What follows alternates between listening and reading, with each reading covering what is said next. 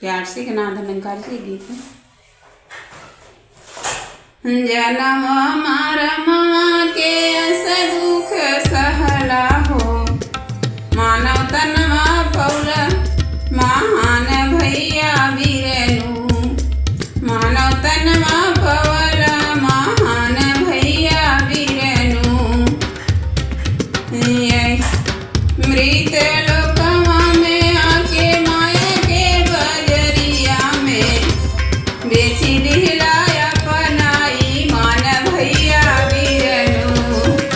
बेची दिहलाया पनाई मान भैया वीरनु नीके खैला खनवा हो ठंडा पीला पनिया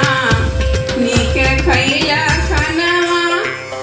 तू ठंडा पिया पनिया बनी काहे गैला हाय माना भैया वीरनु बनी काहे गैला हाय माना भैया वीरनु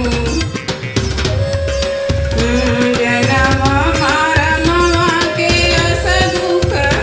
सहला मानव तनवा पौला महान भैया वीरनु मानव तनवा पवला महान भैया वीरनु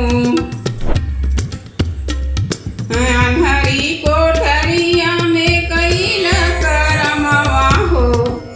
अंधारी कोठरिया में कैल करमवा हो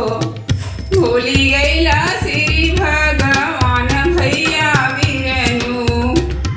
भी भूली गैला श्री भगवान भैया वीरनु जन्म